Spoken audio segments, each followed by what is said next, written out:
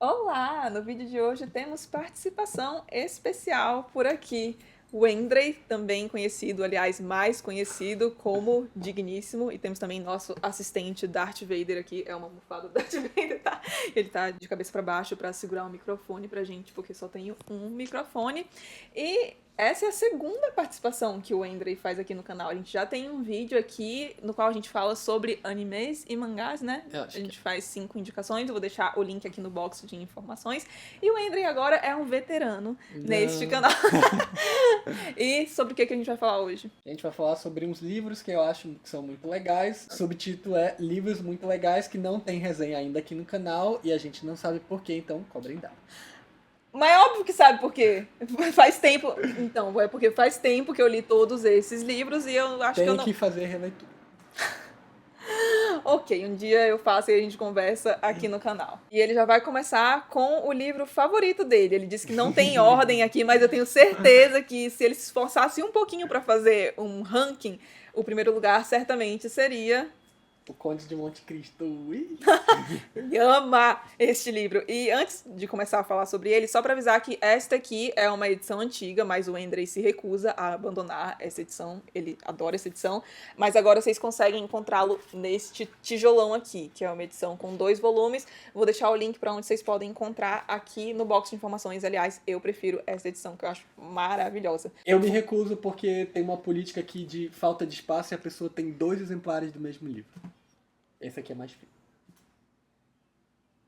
Mas esse tem folhas amarelas, esse tem folha branca. O Conde de Monte Cristo a gente vai acompanhar inicialmente o marujo Edmond Dantès. Ele é um marujo no navio mercante em algum lugar da França. Ah, meu Deus. Não sei. Em algum lugar da França. Enfim, ele é uma pessoa determinada, faz o trabalho dele direito. O pai dele é, acho que meio doente, mas ele cuida do pai. Ele tem uma namoradinha. Tá tudo certo da vida do Edmond. E aí, acho que logo no início do livro ele tem um problema lá e ele vai ser promovido a capitão, eu acho, do navio. Aí ele vai se casar, a vida maravilhosa. Daí vem as inimigas invejosas do Edmond Dantès. Se não me engano, tudo começa com uma brincadeirinha sem graça. Tem o cara que tem inveja da menina, tem o cara que tem inveja do posto de capitão. A inveja, na verdade, é que a inimiga do Dante sente porque ele tá namorando com a Mercedes e vai casar com ela, né? Vai E ele casar. queria casar com Mas é que ela. são várias pessoas envolvidas, Sim, né? uhum. E eles estão num bar lá, começa quase como uma brincadeira sem graça, tipo, o Edmond tá se dando bem, né? Vamos ferrar ele, não sei o quê. E se a gente fizesse isso, aquilo? Aí começa essa brincadeira sem graça, só que dá treta, o negócio dá ruim e acaba que, não vou falar exatamente o que acontece, mas ele acaba sendo preso por um crime que ele não cometeu, assim, e aí ele é mandado pra prisão, acaba a carreira dele, ele perde a namorada, e acho que ele é condenado por traição à França. O pano de fundo daí são as guerras que estão acontecendo com Napoleão. E acho que ele é condenado à prisão perpétua, né? É. E aí ele acaba passando 14 anos no Castelo d'If, que é uma prisão numa ilha. E aí, ele estando lá na prisão, ele conhece uma outra pessoa que vai dar assim ajuda pra ele e durante esse tempo na prisão ele se transforma. Ele É meio estilo, antes eu sou fria, agora eu sou fria. Ele fica carrancudo, ele fica com cicatrizes da prisão. Essa outra pessoa, o amigo que ele faz, ensina ele várias coisas, então ele também fica inteligente. E aí quando ele sai da prisão, o cara sai forte, rico e inteligente. E ele teve bastante tempo também para arquitetar todo o plano de vingança dele contra as inimigas invejosas.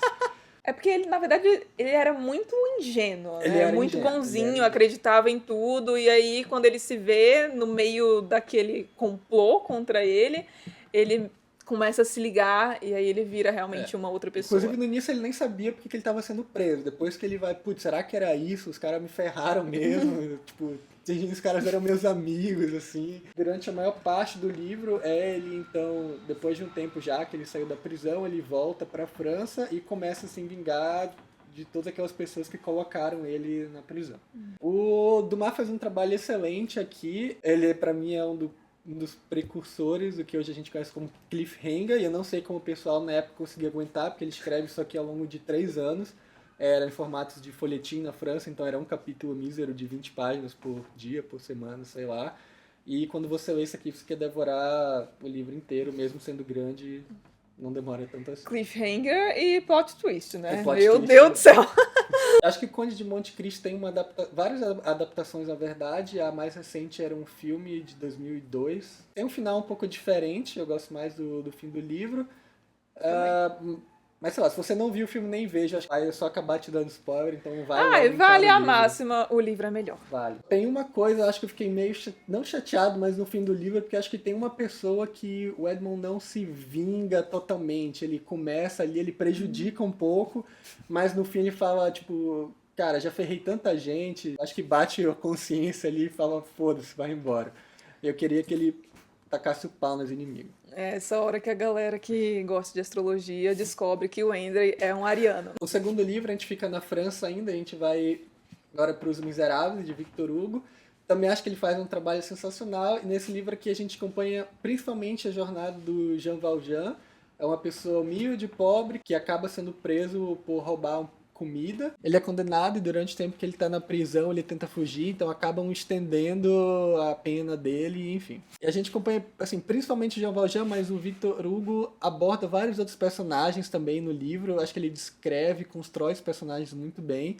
E, pra você ter uma noção, eu vi o filme antes de ler o livro, então quando eu li eu estava esperando uma coisa, já começar a história do Jean Valjean saindo da prisão. Só que eu acho que as 100 primeiras páginas do livro é sobre o bispo, que assim, o bispo é um ponto na vida do Jean Valjean, mas ele tem um impacto tão grande que eu acho que o Victor Hugo gasta 100 páginas simplesmente para descrever o quão maravilhoso e todas as coisas que aquele bispo fez e quem era aquele bispo. Ah, é o meu personagem favorito do livro, sabia?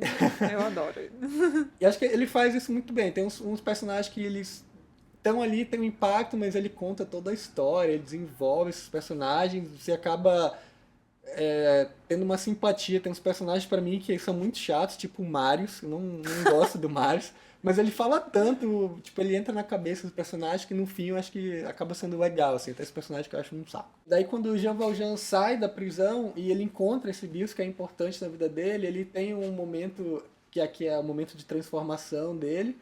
Ele acha que aquele bispo salvou a alma dele e daquele momento em diante ele se dedica a fazer o bem e ajudar outras pessoas. Só que para fazer isso ele acaba se desvinculando um pouco do nome que ele tinha antes de quem ele era, porque mesmo ele, a partir do momento que ele foi condenado, ele foi um grilheta, teve um trabalho forçado, ele não conseguiu sair daquilo. Ele ia numa hospedaria, as pessoas reconheciam ele, ele tinha um papelzinho lá que falava que ele era um criminoso, então já jogavam ele no ralo, assim. Então, quando ele encontrou aquele bispo que tratou ele como uma pessoa, de fato, de novo, ele passa por essa transformação e daí ele, em diante, ele se dedica fazendo bondades. Como ele se desvincula do nome, um pouco daquele passado dele, ele foge, não presta mais contas para a polícia, etc., acaba que a gente tem o seu antagonista, que é o Javert aqui, que vai pressionar e caçar ele. Então, assim, ele vai tentando fazer a bondade através do livro, mas sempre com aquela pulga atrás da orelha que estão procurando por ele, vão achar ele. Tem pessoas que dependem dele que ele não vai conseguir ajudar se ele for pra prisão de volta. É porque eu acho que tem um momento do livro que ele não tá mais nem querendo fugir da prisão por ele. É pelas pessoas. Pelos outros. A partir do momento que o bispo salva a alma dele, é isso. Tipo, eu preciso ajudar os outros.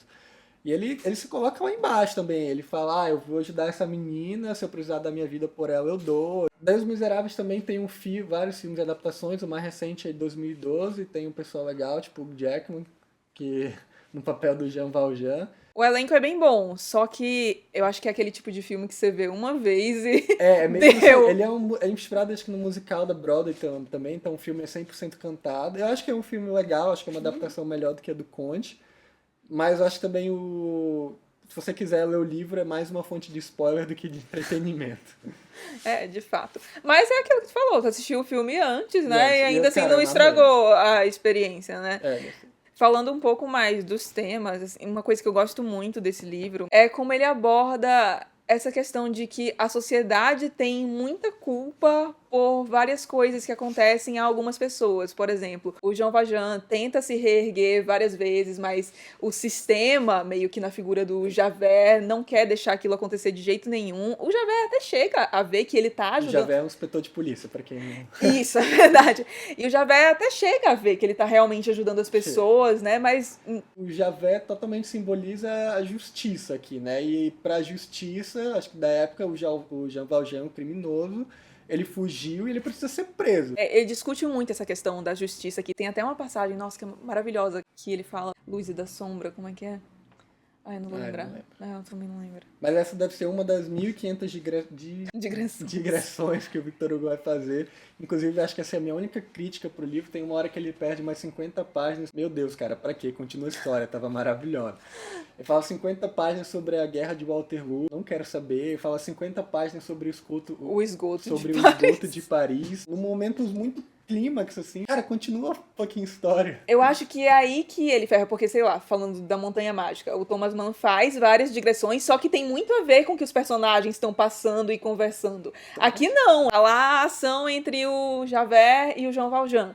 E aí, do nada, ele coloca um idílio sobre a Batalha de Waterloo, assim.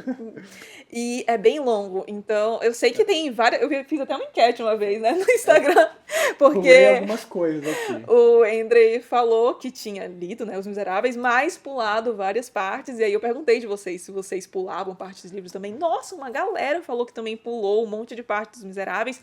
E uma pergunta, tem vontade de ler? Reler, na verdade? Não tão cedo. Né? Não, é porque eu vejo muita gente falando que, apesar de ter sido um livro que a pessoa gostou muito, não tem vontade de reler por causa dessas digressões, sabe? Eu tenho vontade de reler, mas eu acho que eu pularia, tipo, acho Batalha que de Waterloo e leria e Esgotos, pularia de porque... novo. Assim, não... Assim, não adiciona. Tem algumas, tipo, as primeiras 100 páginas são do bispo, mas ele conta a história do bispo, ele constrói o bispo. É o contrário da Batalha de Waterloo, que no fim é só, sei lá, 100 páginas, nas últimas 5 ele introduz o Ternade. assim, não tem muito impacto pra você entender a história, sabe? É mais por isso que eu pularia. Eu li tudo, eu não pulei nenhuma página, mas é isso. O Waterloo, no fim das contas, serve mais pra introduzir um personagem que é um personagem importante, mas acho que ele pesou a mão nessa Acho que ele direção fazia de aí. propósito, assim, eu vou fazer um negócio muito legal que você vai querer ler, e aí eu vou colocar uma crítica aqui que eu acho importante e você vai ler. Não, eu vou pular. Bom, no fim eu só queria juntar os dois aqui, o Dumas e o Victor Hugo, pra dizer que acho que tem muita coisa pra mim que são similares no livro também. Eu, inclusive, fui olhar e eu acho que eles deviam ser amiguinhos, não sei. Mas eles nasceram no mesmo ano, 1802. E acho que o jeito como eles constroem a narrativa, de construir bem os personagens, que eu acho que o Victor Hugo faz melhor, mas de apresentar alguns cliffhangers, de mostrar a evolução dos personagens. Por exemplo, num você tem o Dante, o outro você tem o Valjean, mas ele constrói os personagens, tem a jornada dos outros personagens também, e eles são apresentados em diferentes pontos ao longo da história. Sempre ele dá um puxadinho com alguma coisa que já aconteceu, ele põe todos os personagens num novo clímax, ele é muito bem... Acho que são as subtramas, né? É, que são no fim umas das subtramas contas se conectam muito bem com a muito história bem principal. enroladas, muito bem amarradas. Os dois também adoram fazer uma brincadeirinha de apresentar um personagem sobre uma ótica diferente. Pô, você sabe que é o Jean Valjean, aí passa 50 páginas sem ele aparecer, e de repente aparece um velho, forte, carrancudo, de semblante triste. Aí você, cara, é o Jean Valjean. E é sensacional fazer essas descobertas assim. Não, e às vezes eles dão até uma tiradinha. Por exemplo, aparece esse personagem aí esquisitão que a gente teoricamente Não sabe nunca quem é. viu, não sabe quem é. E aí ele fala, a essa altura do campeonato o leitor já deve ter percebido que se trata do Jean Valjean. E acho que os dois fazem isso, que os romances se prolongam durante vários anos, então tem vários personagens que são reintroduzidos em algum momento e aparecem sobre essa ótica diferente, que acho que eles fazem de uma forma muito legal. Vou mudar um pouco de tema, vamos sair da França para o Reino Unido, a Inglaterra. O próximo da lista é a série do Douglas Adams, O Guia do Mochileiro das Galáxias. O Douglas Adams escreveu muita pouca coisa, na verdade. Ele escreveu essa série em 5 livros, escreveu também Dirk Gently, que é tão sem noção quanto, mas é Companhia Detetive, eu tenho aqui também. E tem acho que mais 2 obras, tem uma obra póstuma dele, que é algum apanhado de coisas escritas, peças que ele escreveu, e tem outro livro, acho que parte dessa saga também, mas que não foi ele que escreveu. Que É o Salmão? Não, Salmão é esse compilado de coisas dele. Como que é o nome? Salmão da Dúvida? Salmão da Dúvida. Eu tenho, vou trazer pra adicionar na biblioteca aqui, tá na casa dos meus pais. Tem também outro livro que seria o sexto dessa saga aqui, que foi publicado como parte da saga, mas não foi nem ele que escreveu. Ele fazia muita coisa, acho que de rádio, escrevia peças, principalmente para um grupo chamado Monty Python, do Reino Unido. Se vocês nunca viram nada do Monty Python, vocês podem ver o Cálice Sagrado. É um filme maravilhoso. É um filme maravilhoso. Uma experiência única. Ele tava rindo aqui, eu queria fazer um adendo, porque me falava bem, né, de Monty Python. Não, Nossa, gente, você tem que assistir Monty Python, não sei o quê. Gente, do Monty céu. Python era um grupo teatral britânico de comédia, só que aquela comédia sem noção, assim. Então, é ame ou odeie, tipo Morro dos Ventos Uivantes. A gente continua essa conversa depois do vídeo. Volta pro Monty Python. É porque do Monty Python, ele falava muito bem, e aí a gente foi assistir a um filme chamado A Vida de Brian, A é Vida de isso? Brian. Gente do céu. O Cálice Sagrado é melhor. Nossa, eu achei horroroso. É menos... Enfim. Mas eu acho que não é o tipo de obra que agrada todo mundo, né? Enfim. Devia agradar os ingleses, porque eles são bem famosos. Né? É, de fato. Mas eu conheço gente que adora A Vida de Brian, então, enfim. Leia aí algumas coisas sobre isso e vê se vale a pena investir o quê? 3 horas nesse filme? Ah, por aí é É grande. bem longo. Enfim, vamos Enfim. voltar pro Guia do Mochileiro. O Guia também tem um filme de 2005, eu assisti, não lembro muito bem, acho que mais não deve ser muito bom. Ah, se não lembra... Você não lembra? Também... Bom, talvez não Se seja fosse tão muito ruim ruim, também, eu porque também você não não dá, lembra, também. né? Então, gente, acho que o Guia tá aqui como comédia, ficção científica, pra mim é o melhor livro ou série que mistura esses dois gêneros.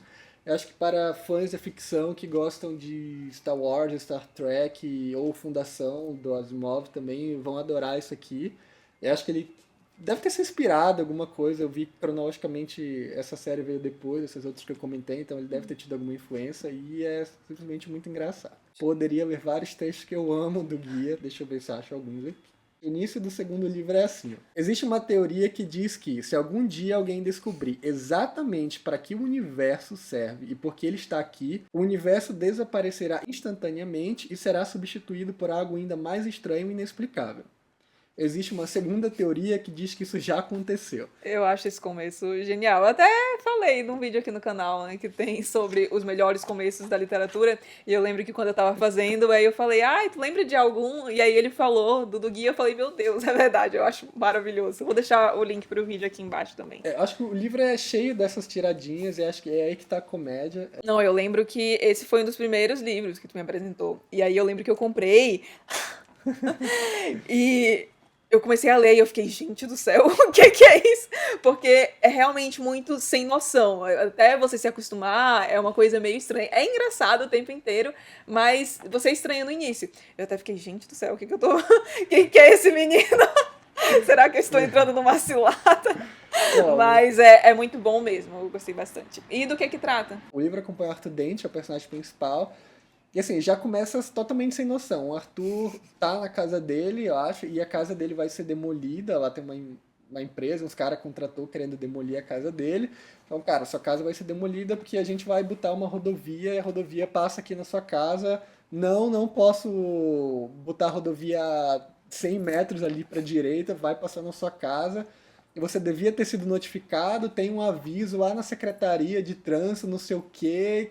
E o problema é seu, a gente vai demolir sua casa. E o Arthur tá lá, tipo, não vão demolir minha casa, eu morei aqui 5 horas, deixa eu tomar meu chá, sei lá. Ele tenta e assim, não tá dando certo. E até que chega um amigo dele, que é o Ford Prefect, e fala assim, cara, esquece isso, vamos sair daqui, que a Terra vai ser destruída. Ele fica tipo, cara, como assim? Não, vão destruir a minha casa. Ele fala, cara, esquece, a Terra vai ser destruída, esquece isso, vamos embora. E aí depois você descobre que a Terra vai ser realmente destruída, ela foi destruída, porque ela estava num caminho de construção de uma via intergaláctica, que ia passar pela Terra e ia destruir a Terra. E a Terra foi destruída para fazer a passagem dessa via intergaláctica, e os caras, quando destroem, também falam, tinha uma notificação no planeta X lá, tipo, se tem algum habitante aí, o problema é deles, eles deviam ter sido notificados, tá lá no planeta, na Secretaria de Trânsito do planeta X, tipo... E o livro é cheio dessas críticas, dessas ironias, em todos os volumes, que acho que é aí que tá a principal comédia, assim, do Douglas. E aqui no livro a gente acompanha, então, depois que a Terra é destruída, o Arthur consegue escapar com o Ford, que era um alienígena, por isso que ele sabia do que estava rolando. Eles escapam, eles encontram uma outra terráquea também, que saiu da Terra anos antes, porque ela estava namorando com outro alienígena chamado Zaphod, que simplesmente é introduzido no livro como presidente da galáxia. Saem numas viagens, participam se metem em várias aventuras, e acho que, eu já nem lembro direito a trama, mas acho que tinha alguma coisa com salvar o universo por trás. Tem também outro personagem, é o Marvin, que é um robô extremamente inteligente, mas que ele é meio depressivo, porque só usam ele para fazer tarefas idiotas, tipo esquentar comida, abrir a porta, pagar a conta, sei lá. E tem um artefato que é apresentado também no livro, que é o gerador de improbabilidade infinita, que, como o nome sugere, ele simplesmente faz coisas bizarras acontecerem, o que dá muito pano pra manga pra criatividade do Douglas Adams aqui. Tem muita gente que chama isso aqui de trilogia de 5, porque são 5 volumes. É que eu acho que os 3 primeiros contam uma história mais fechadinha, e o 4 e o 5 é meio como um prólogo, um spin-off, coisas que acontecem depois. Se eu não me engano, durante esse período de escrever o 3 ou 4 também acontecem várias coisas na vida do Douglas. Acho que ele perde a mulher ou ele perde algum parente, ele entra em depressão, tem os editores pressionando ele, e você vê que assim, o 4 e o 5 tem uma pegada mais diferente, ele é mais sombrio, assim, não é tão divertido. Eu acho que ele passa por um momento também que ele fica desacreditado na comédia, mas enfim, ele termina e eu acho que vale a pena assim, você ler o 4 e o 5, porque ainda são interessantes também. Sabia que eu acho que não dá mais pra encontrar essas edições assim soltinhas? Eu acho que agora é só um Um tijolão, tijolão, eu capa acho que dura. é. Nossa, e eu lembro, cara, eu comprei esses livros no Submarino, que Ah, vivia esse em aqui vendia promoção, R$ 30, né? Eu esses paguei 5 10 aqui. reais em todos eles, numa promoção do Submarino, pra vocês Há terem. 10 anos atrás.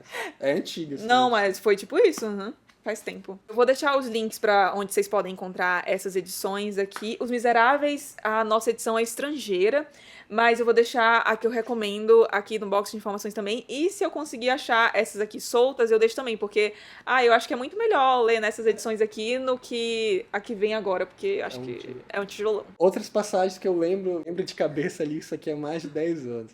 Eu lembro que tem uma passagem, ele vai falar sobre viagem no tempo. Ele fala que o grande problema de viagem no tempo não é a tecnologia, nem paradoxos do tipo você ser sua mãe ou seu pai, são simplesmente conjugação verbal. Ele fala que daria um nó na cabeça de todo mundo se você tivesse uma linha do tempo, daí você volta e muda alguma coisa. Como que você conjugaria o verbo? Tipo, eu teria feito isso se eu não tivesse voltado no tempo. Fica muito complicado e por isso ninguém faz viagem no tempo, por questões de gramática.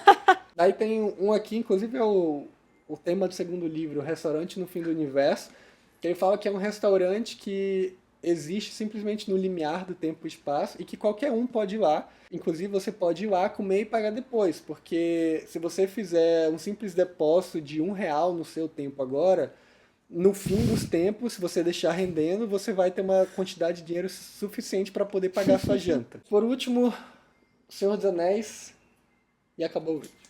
Que isso? Senhor dos Anéis dispensa qualquer apresentação. Magnífico, minha fantasia preferida de todos os tempos. Engraçado é que eu tava relendo. Não O vai fazer engraçado é que eu piadinha? estava fazendo uma releitura do Senhor dos Anéis e. Deixa eu explicar. Ele fica me zoando que eu falo fazer uma releitura. Eu preciso fazer uma releitura. Enfim, é isso aí. Não existe reler no universo dos booktubers. Existe fazer releitura. Então, tô me adaptando. Então, eu estava relendo isso aqui, e no capítulo 2 ainda você vê que, cara, podia dar muito ruim isso aqui. No capítulo 2, o Tolkien já introduz os conceitos de elfos, anões, trolls, hobbits, dragões, magos. Ele fala que existe um mal que está crescendo lá no oeste, uma sombra que vai trazer guerra, e tem um espírito maligno de 3.000 anos atrás que perdeu um anel, e se ele encontrar esse anel, ele vai escravizar todos os povos da Terra-média. Cara, você lendo isso, parece uma sinopse de uma fantasia qualquer, assim. Tipo, cara, como que esse cara conseguiu transformar isso numa coisa brilhante, sabe? Isso tudo é jogado no capítulo 2, numa conversa entre o Gandalf e o Frodo. É o antes do Hobbit? Porque eu lembro que eu te emprestei o Eu Hobbit. li antes do Hobbit. Eu acho que afetou muito a tua experiência, porque eu li o Hobbit antes, que é a sequência mesmo. Não, acho nada a ver. Não? Não, acho que tanto faz. Apesar de que vocês podem ver o filme do Senhor dos Anéis, mas não do Hobbit. Gente, isso é de fato. Depois a gente fala um pouco mais sobre as adaptações. A adaptação, no caso. E aqui também, eu tava relendo aqui, logo no primeiro capítulo, que eu achei engraçado, é que essa coisa de escritor, né? O Tolkien escreveu e falaram pra ele, você faz alegoria, você influência disso e aquilo. E aqui no prefácio ele fala, cara, não fiz nada disso, o que eu queria era escrever uma boa história, o que ele consegue fazer no fim. Ele fala que o único comentário que ele concorda que os críticos fazem dele é que é muito curto. Senhor dos Anéis tem uma adaptação, trilogia também, feita por Peter Jackson. Acho que se vocês forem ver hoje, os efeitos vão parecer meio estranhos, mas acho que ainda vale muito a pena. A adaptação do Senhor dos Anéis é muito melhor que a do Hobbit, que fizeram depois. É porque é muito bizarro, né? Porque, assim, pra Senhor dos Anéis, são esses 3 livros, né? Que dá um volume considerável. E aí são 3 filmes. Pro Hobbit, o Andrei tá pegando aqui, o Hobbit, esse é o Hobbit aqui. E também tem 3 filmes pro Hobbit, assim, desnecessário. Os caras ficaram gananciosos, colocaram um monte de efeito e não. 2 coisas que eu queria ressaltar sobre Senhor dos Anéis. A primeira é que eu gosto muito de quando fica visível que o escritor pensou muito bem na história do início ao fim. Eu nunca vou esquecer de uma fala que o Gandalf tem, de uma conversa, na verdade, que o Gandalf tem com o Frodo. O Frodo fala que o tio dele deveria ter matado alguém que fez uma coisa muito ruim, e nessa hora o Gandalf fala, não. Ele acha que o Bilbo deveria ter matado o Gollum. Ele fala, pena que ele não teve a coragem de matar. Daí o Gandalf fala, não, mas pena é justamente o que seu tio teve que não matou o Gollum. Não, e aí ele fala isso, que pode ter muitas consequências no futuro, né? O fato de ele não ter feito isso. E aí, quando você vai lá pro final, nossa senhora, faz todo sentido. Então dá pra ver que o Tolkien fez isso muito bem amarradinho, pensou na história toda mesmo, sabe? Aí achei fenomenal. E outra coisa que eu gosto muito é o fim do livro. Eu acho perfeito. Eu gosto muito mesmo. Os apêndices também são legais. Que às vezes tem uns apêndices que são meio xoxos, né? Meio sem graça, mas os daqui tem várias histórias. Tem a história do Aragorn e da Arwen. É lindo. Eu adoro. Mas queria fazer uma denúncia aqui.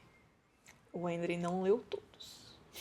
Essa é a denúncia. Leu até metade do segundo, foi isso? Cara, eu não sei, porque quando eu tava lendo um volume único que eles têm. São horrorosos. Em algum momento eu perdi de onde eu tava marcado, e aí eu tive preguiça na época de achar de novo, e aí eu parei de ler. Mas eu acho que eu tava no 3 já. Era, acho que quando o Frodo e o Sam já estão... Tá bom. Ele tava no ponto bem avançado da história, provavelmente no início do 3º volume. E ele fica se achando, porque antes dele, eu não tinha assistido Não tinha A Senhor nada. dos Anéis, nem tinha lido. Eu tinha o Hobbit só. Eu tinha lido o Silmarillion já? Possível. Eu tinha. É porque eu li o Silmarillion, eu lembro que eu li o Hobbit, aí eu fui pro Silmarillion, aí eu fiquei traumatizada. Aí eu falei, bom, acho que é melhor deixar Senhor dos Anéis pra lá, porque, Senhor dos Anéis é conhecido como um livro muito difícil, né? Assim, não, gente, não é, de verdade, não é. O que acontece, na minha opinião, que eu acho que deve ser porque a galera fala que é difícil, é porque é um livro bastante descritivo, né? Ainda assim, eu nem acho essas coisas. Do jeito que o pessoal falou, eu achei que era pior. Mas eu acho que pode ser uma coisa... É porque eu acho que é daquele tipo de livro que ficou muito famoso, e aí a galera pode ir de alegre, assim, não tá acostumada a ler e dar de cara com isso, sabe? Eu acho que pode ser um pouco pesado, talvez. Mas, enfim, ele fica se achando, porque ele que me apresentou esses livros e os filmes também. Só que acabou que o jogo virou e eu li os livros antes dele. Eu que dei pra... Ele que me presenteou. E essas edições aqui não dá mais pra achar. Toda vez que eu mostro essas edições, me perguntam, porque, realmente, elas são lindíssimas. Olha só. É uma preciosidade, mas estão esgotadas. Eu vou deixar a edição mais atual aqui no box de informações pra vocês, que é uma nova tradução. Eu vi que tá sendo até bastante elogiada, então vai ficar tudo aqui mas a no gente box de não informações. gostou da tradução, né? Então, não sei se dá pra falar com tanta propriedade, porque a gente olhou na loja, né? A gente deu uma folhadinha. É que acho que eu peguei e abri numa página lá que era uma conversa, acho, de um dos magos e pareceu excessivamente erudito, assim, cheio de palavras difíceis que eu achei desnecessário. Mas assim. aí fica a pergunta, será que essa tradução aqui deu uma aliviada? Talvez, mas é porque eu acho que não teve nada que me incomodou na tradução, porque tem, às vezes, alguns textos que a gente lê na tradução e fica, meu Deus, tem alguma coisa muito esquisita acontecendo aqui e a gente logo pega que é da tradução. Mas aqui, e pelo que eu sei, essa tradução é bastante elogiada. Pelo que eu vi, a tradução atual também foi. Então, assim, acho que são diferentes estilos, mas creio que as duas são boas, sim. Bom, então acho que todos os livros aqui são fáceis de ler, Os Miseráveis, o Conde de Monte Cristo também são super fáceis de digerir, o Guia também, super comédia. Não, o Conde de Monte Cristo é, inclusive, um dos livros que eu mais recomendo para quem quer começar a ler clássicos, porque apesar do tamanho, juro, é muito rapidinho de ler. Você não consegue parar, é um livro que flui bastante, então se você quer começar a ler clássicos, mas tem medo, vai de O Conde de Monte Cristo, que aí você vai ver que clássicos, assim, obviamente tem clássicos que são mais difíceis mesmo, mas como devoradora de clássicos que sou, a esmagadora maioria dos clássicos que eu já li não são um bicho de 7 cabeças. São até bem tranquilos, inclusive. Ficou meio esquisito, talvez, porque são 4 livros, mas ele não conseguiu arrumar um quinto. Ele já leu mais coisas, mas apenas esses 4 são dignos de serem os favoritos A gente dele. ia falar sobre One Piece aqui também, mas foi cortado. Não, ai, meu Deus. É porque. Não, One Piece não. É porque a gente tá falando de livros. Ele, meu Deus do céu. Ó, o pessoal aí que fica falando que eu tenho que falar de One Piece, convençam essa criatura aqui, porque ele tá lendo tudo, já passou da metade. Assiste também o anime, né? Ai, meu Deus do céu. Enfim. Espero que vocês tenham gostado do vídeo. Se tiverem gostado, não esqueçam de deixar um like pro Wendry voltar aqui outras vezes. Quem sabe fazer aquele vídeo dos jogos de tabuleiro. Se vocês quiserem, deixa aqui também nos comentários. Volte aqui para se despedir das pessoas. Se tiverem sugestões também de outros vídeos para o Wendry gravar comigo, fiquem à vontade, porque ele prometeu para mim que a cada 6 meses vai ter um vídeo com ele aqui no canal, né? E também não esqueçam de se inscrever no canal, caso não seja inscrito ainda. Um grande beijo e até o próximo vídeo.